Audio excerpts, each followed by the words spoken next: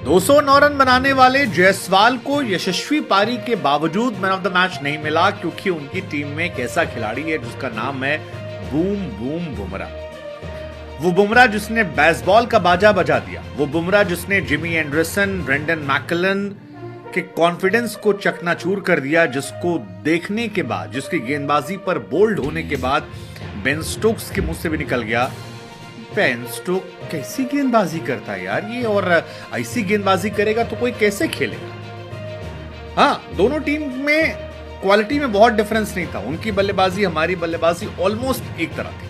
अगर कोई difference create करने वाला था तो वो नाम था जसप्रीत बुमराह। वो बुमराह जिसे आप फ्लैट पिच पे खिला लीजिए, आपको विकेट निकाल कर देगा। वो बुमराह जिसे आप घास वाली पिच पर खिलाइए, आपके लिए एसेट साबित होकर आ जाएगा। वो बुमराह जिसे आप टेस्ट में खिला लीजिए, वनडे में खिला लीजिए या T20 में खिला लीजिए, जहां खिलाएंगे, जैसे खिलाएंगे, वो आपको परफॉर्म करके देगा। और यही वजह है कि बुमराह की वजह से इंडिया ने सीरीज को बिना विराट, बिना शमी, बिना जडेजा, बिना राहुल के बराबर करवा दिया।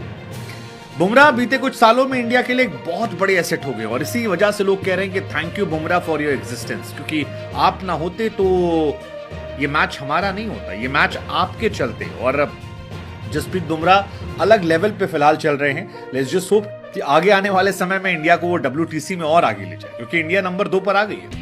बुमराह से पूछा गया कि यार आप जिमी एंडरसन से कोई कंपटीशन रख रहे हैं? उन्होंने कहा यार मुझे खुशी होती है उधर का या इधर का, कहीं का भी तेज गेंदबाज अच्छी गेंदबाजी करे, क्योंकि एज अ यंगस्टर मैंने हमेशा तेज गेंदबाजों को देखा है। और मुझे लगता है कि मैंने जब जहीर खान को देखा था एक जमाने में, वसीम अकरम को देखा था, वकार यूनिस को देखा था, सो मुझे यॉर्कर मारने की वहीं से ट्रेनिंग मिली थी और वहीं से उनको देख देख कर मैंने सीखा। और वो सीख कर ऐसा हो गया कि बाद में मलिंगा मिल गए और फिर मैंने कहर बरपाना शुरू किया। वैसे कहर बरपाया इन्होंने पहली पारी में 15 ओवर 5 गेंद 5 minute 46 run 6 wicket. Second inning में 17 ओवर 4 गेंद 46 रन और 3 विकेट। और जबरदस्त स्पेल, जबरदस्त कहानी वाइजैक की उस पिच पर जिसमें कहा जा रहा था तेज गेंदबाजों के लिए बहुत मदद नहीं है। मुकेश कुमार बिना विकेट के गए, पहले मैच में भी मार्कवुड विकेटलेस गए थे। इंडिया से मुकेश कुमार आए, वो भी बहुत खास इंप्रेस नहीं कर पाए।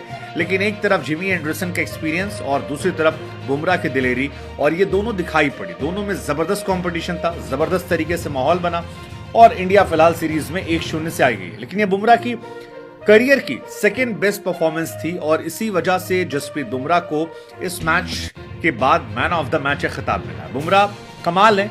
अगर बात की जाए बुमराह की परफॉर्मेंस को लेकर तो बुमराह ने 9 विकेट जो निकाले हैं वो तीनों उनके 9 विकेट ही बेस्ट रहे हैं। सबसे नंबर 1 ऑस्ट्रेलिया के सामने था, सेकेंड इस बार इंग्लैंड और तीसरा भी इंग्लैंड के सामने था। बेस्ट उनका 86 रन पर 9 विकेट था, सेकेंड बेस्ट जो था उनका 91 पर था और तीसरा जो है वो 110 पर था।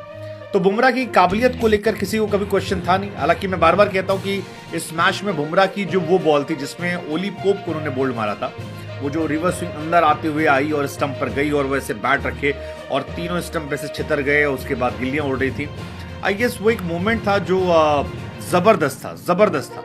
और इसी वजह से शायद दर्शक जो थे वो टेस्ट मैच को इतना देख रहे थे। मतलब सेकेंड टेस्ट मैच 4 दिन चला और इसको 41 करोड़ लोगों ने देखा, जो अपने आप में बताने के लिए काफी है कि यार कितना क्रूशियल मैच था और कितना ज्यादा दिलचस्पी लोगों की टेस्ट क्रिकेट को लेकर थी। हालांकि बुमराह को लेकर आपकी रिस्पेक्ट और बढ़नी चाहिए जब आप देखते हो कि जसप्रीत बुमराह जो है वो एक ऐसे प्लेयर है जो निरंतरता लाते हैं, एक ऐसे प्लेयर हैं जो चोट लगने के बावजूद टेस्ट क्रिकेट से दूर नहीं भागते हैं। टेस्ट क्रिकेट वो खेलना चाहते हैं और यही वजह है कि जब वो चोटिल हुए थे सबको लगा शायद अब बुमराह पहले जैसे नहीं रहेंगे, वो गेंदबाजी नहीं कर पाएंगे उस तरह से। लेकिन बुमराह लौटे, पैसों को लिए IPL खेल लेंगे, इधर उधर खेल लेंगे, क्रिकेट लीग भी आती है, लेकिन उसके साथ साथ टेस्ट क्रिकेट में उनकी कमिटमेंट जो है वो काबिले तारीफ है। 33 ओवर 9 मेडन 91 रन और 9 विकेट, ये जो परफॉर्मेंस है ये उन्हें ग्रेटनेस की लिस्ट में ले जाती है। और इस साल तो वो कमाल रहे हैं। अगर आप केवल साल 2024 की बात कर लो तो 24 में बुमराह अलग लेवल पर है। तकरीबन 80 ओवर गेंदबाजी की है, 15 ओवर मेडन गया है, 246 रन दिए और उसमें 24 विकेट निकाल दिए। तो ये बुमराह की काबिलियत है। अगर आप थोड़ा सा पहले से मैच करोगे तो बुमराह 2015 के बाद जितने विकेट निकाले उन्होंने इंडिया में, उसमें उनका एवरेज कमाल कर रहा है। मतलब सबसे कमाल का एवरेज उनका रहा है। उमेश यादव का 25 का, शमी का 23 का, ईशांत शर्मा का 28 का, भुवनेश्वर का 20 का, जिमी एंडरसन का 24 का और जब आप बुमराह पे नजर डालते हो तो बुमराह का एवरेज केवल 13 का आता है, 13, जो ऑलमोस्ट बाकी सबसे आधा है। और यही वजह है कि बुमराह को आप इंडियन क्रिकेट का या वर्ल्ड क्रिकेट का गोट कह सकते हैं। मतलब बेन स्टोक्स का स्टेटमेंट सुन लो अगर आपको डाउट लगता है। बेन स्टोक्स ने क्लियरली कहा कि सब बराबर था, वो जो बुमराह की स्किल्स थी वो अनमैचेबल थी। बुमराह ऐसे प्लेयर हैं कि आप उनकी बॉल पर आउट हो गए और आपके मुंह से निकल जाएगा यार वाओ वाओ यार, मतलब तुम क्या प्लेयर हो यार, मतलब नेक्स्ट लेवल के तुम प्लेयर हो। और यही बातें जो हैं ये निकल रही हैं एंड आई थिंक ये शानदार है। लेट्स जस्ट होप कि इंडिया का सूखा खत्म हो। WTC में हम सेकेंड रैंक पर आ गए हैं। हम चाहते हैं कि यहाँ से हम आगे जाएं और बुमराह हमें उस लेवल पे ले जाए जहां पर हम ट्रॉफी जीतना शुरू करें। बिकॉज ये सीरीज तो मुझे लगता है कि बुमराह की अगर लय यही रही सीरीज में, बुमराह अश्विन तो खत्म कर देंगे। बुमराह अश्विन इस मैच सीरीज को आपको जिताने वाले हैं, लेकिन आगे भी और अच्छा करें। All the best to Bumrah.